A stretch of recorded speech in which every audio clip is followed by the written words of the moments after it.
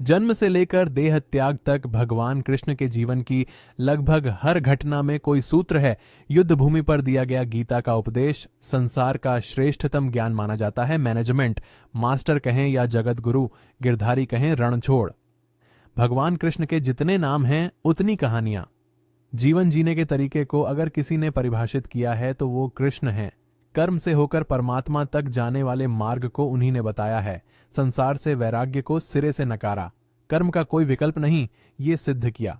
कृष्ण कहते हैं, मैं हर हाल में आता हूं, जब पाप और अत्याचार का अंधकार होता है तब भी, जब प्रेम और भक्ति का उजाला होता है तब भी, दोनों ही परिस्थिति में मेरा आना निश्चित है। वैसे तो कृष्ण का संपूर्ण जीवन ही एक प्रबंधन की किताब है, जिसे सैकड़ों हजारों बार कहा सुना जा चुका है। कुरुक्षेत्र में दो सेनाओं के बीच खड़े होकर भारी तनाव के समय कृष्ण ने अर्जुन को जो ज्ञान दिया वो दुनिया का श्रेष्ठतम ज्ञान है। गीता का जन्म युद्ध के मैदान में दो सेनाओं के बीच हुआ। जीवन की श्रेष्ठतम बातें भारी तनाव और दबाव में ही होती हैं। अगर आप दिमाग को शांत और मन को स्थिर रखने की कोशिश करें तो सबसे बुरी परिस्थितियों में भी आप अपने लिए कुछ बहुत बेहतरीन निकाल पाएंगे। ये कृष्ण सिखाते हैं। गीता पढ़ने से पहले अगर इसी बात को समझ लिया जाए, कृष्ण का जीवन ऐसी ही बातों से भरा पड़ा है। जरूरत है नजरिए की। उनका जीवन आपके लिए माइथोलॉजी का एक हिस्सा मात्र भी हो सकता है और आपका पूरा जीवन बदल कर रख देने वाला ज्ञान भी। आवश्यकता हमारी है, हम उनके जीवन से लेना क्या चाहते हैं। कृष्ण मात्र कथाओं में पढ़ा या सुना जाने वाला पात्र नहीं है, वो चरित्र और व्यवहार में उतारे जाने वाले देवता हैं। कृष्ण से सीखें कैसे जीवन को श्रेष्ठ बनाया जाए। 10 बातें हैं जो अगर व्यवहार में उतार लीं तो सफलता। नंबर 1, शुरू से अंत तक जीवन संघर्ष ही है कारागृह में जन्मे कृष्ण। पैदा होते ही रात में यमुना पार कर गोकुल ले जाया गया। तीसरे दिन पुतना मारने आ गई। यहां से शुरू हुआ संघर्ष देह त्यागने से पहले द्वारिका डुबोने तक रहा। कृष्ण का जीवन कहता है, आप कोई भी हो, संसार में आए हैं तो संघर्ष हमेशा रहेगा। मानव जीवन में आकर परमात्मा भी सांसारिक चुनौतियों से बच नहीं सकता। कृष्ण ने कभी किसी बात की शिकायत नहीं की, हर परिस्थिति को जिया और जीता। कृष्ण कहते हैं, परिस्थितियों से भागो मत, उसके सामने डटकर खड़े हो जाओ, क्योंकि कर्म कर दो स्वस्थ शरीर से ही विजय है। कृष्ण का बचपन माखन और मिश्री खाते हुए गुजरा, आज भी भोग लगाते हैं हम। लेकिन यह संकेत कुछ और है। आहार अच्छा हो, शुद्ध हो, बल देने वाला हो। बचपन में शरीर को अच्छा आहार मिलेगा तो ही इंसान युवा होकर वीर बनेगा। शरीर को स्वस्थ रखना है तो बचपन से ध्यान देने की जरूरत है। ये पेरेंटिंग के दौर से गुजर रहे युवाओं के लिए बड़ा मैसेज है। अपने बच्चों को ऐसा खाना दें जो उनको बल दे, सिर्फ स्वाद के लिए ही ना खिलाएं, तभी वे बड़े होकर स्वयं को और समाज को सही दिशा में ले जा पाएंगे। नंबर 3, पढ़ाई किताबी ना हो, रचनात्मक हो। कृष्ण ने अपनी शिक्षा मध्य प्रदेश के उज्जैन में सांदीपनि अरण्य के आश्रम में रहकर पूरी की थी। कहा जाता है 64 दिन में उन्होंने 64 कलाओं का ज्ञान हासिल कर लिया था। वैदिक ज्ञान के अलावा उन्होंने कलाएं सीखी। शिक्षा ऐसी ही होनी चाहिए जो हमारे व्यक्तित्व का रचनात्मक विकास करे। संगीत, नृत्य, युद्ध सहित 64 कलाओं कृष्ण के व्यक्तित्व का हिस्सा है। बच्चों में कोरा ज्ञान न भरे, उनकी रचनात्मकता को नए आयाम मिले, ऐसी शिक्षा व्यवस्था हो। 4 और रिश्तों से ही जीवन है, बिना रिश्तों के कुछ नहीं। कृष्ण ने जीवन भर कभी उन लोगों का साथ नहीं छोड़ा जिनको मन से अपना माना। अर्जुन से वे युवावस्था में मिले, ऐसा महाभारत कहती है, लेकिन अर्जुन से उनका रिश्ता हमेशा मन का रहा। सुदामा हो या उद्धव, कृष्ण ने जिसे अपना मान लिया उसका साथ जीवन भर दिया।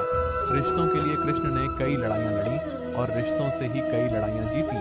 उनका सीधा संदेश है, सांसारिक इंसान की सबसे बड़ी धरोहर रिश्ते ही हैं। अगर किसी के पास रिश्तों का ठाती नहीं है तो वो इंसान संसार के लिए गैर जरूरी है। इसलिए अपने रिश्तों को दिल से जिए, दिमाग से नहीं। नंबर 5, नारी का सम्मान। समाज के लिए जरूरी राक्षस नरकासुर का आतंक था। करीब 1600 महिलाओं को उसने अपने महल में कैद किया था। महिलाओं से बलात्कार में उसे सुख मिलता था। कृष्ण ने उसे मारा, सभी महिलाओं को मुक्त कराया, लेकिन सामाजिक त्रुटियां तब भी थीं। उन महिलाओं को अपनाने वाला कोई नहीं था। खुद उनके घर वालों ने उन्हें दूषित मानकर त्याग दिया। ऐसे में कृष्ण आगे आए, सभी 1600 महिलाओं को अपनी पत्नी का दर्जा दिया। समाज में उन्हें सम्मान के साथ रहने के लिए स्थान दिलाया।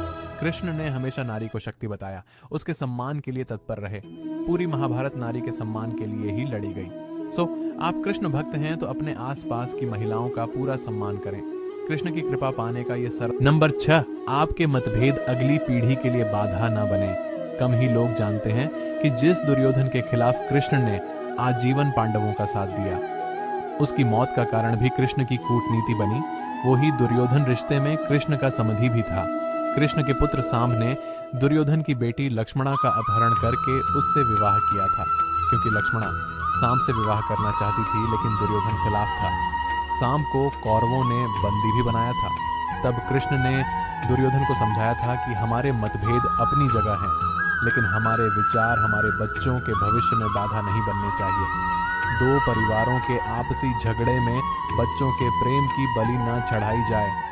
कृष्ण ने लक्ष्मणा को पूरे सम्मान के साथ अपने यहाँ रखा। दुर्योधन से उनका मतभेद हमेशा रहा, लेकिन उन्होंने उसका प्रभाव कभी लक्ष्मणा और सांब की गृहस्थी पर नहीं पड़ने दिया।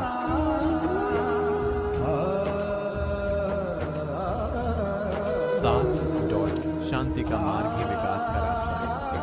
कृष्ण ने महाभारत युद्ध के पहले शांति से समझौता करने के लिए पांडवों और कौरवों के बीच मध्यस्थता की। हालांकि दोनों ही पक्ष युद्ध लड़ने के लिए आतुर थे, लेकिन कृष्ण ने हमेशा चाहा कैसे भी युद्ध टल जाए। झगड़ों से कभी समस्याओं का समाधान नहीं होता है। शांति के मार्ग पर चलकर ही हम समाज का रचनात्मक विकास कर सकते हैं। कृष्ण ने समाज की शांति से मन की शांति तक दुनिया को यह समझाया कि कोई भी परेशानी तब तक मिट नहीं सकती जब तक वहां शांति ना हो, फिर चाहे वो समाज हो या हमारा खुद का मन। शांति से ही सुख मिल सकता है, साधनों से नहीं। नंबर 8, हमेशा दूरगामी परिणाम सोचें। महाभारत में जुए की घटना के बाद पांडवों को वनवास हो गया। कृष्ण ने अर्जुन को समझाया कि ये समय भविष्य के लिए तैयारी करने का है। महादेव शिव, देवराज इंद्र और दुर्गा की तपस्या करने को कहा।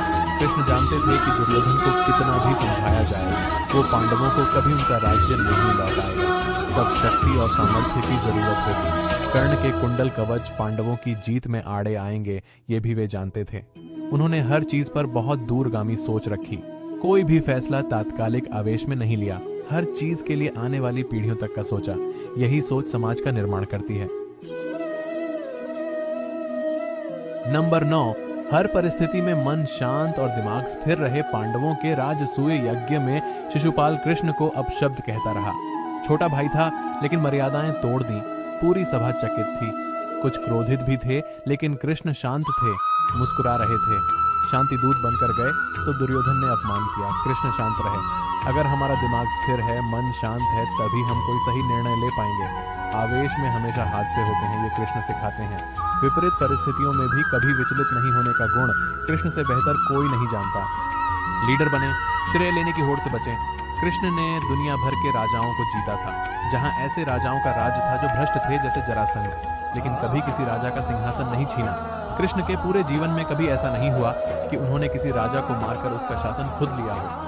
जरासंध को मारकर उसके बेटे को राजा बनाया, जो चरित्र का अच्छा था। सभी जगह ऐसे लोगों को बैठाया जो धर्म को जानते थे। कभी किंग नहीं बने, हमेशा किंग मेकर की भूमिका में रहे। महाभारत युद्ध में भी खुद हथियार नहीं उठाया। पूरा युद्ध कूटनीति से लड़ा। पांडवों को सलाह देते रहे, लेकिन जीतने का श्रेय भी ऐसे थे हमारे श्री कृष्ण। ऐसे महान व्यक्तित्व और पवित्र स्वभाव रखने वाले हमारे भगवान श्री कृष्ण के चरणों में कोटि कोटि नमन।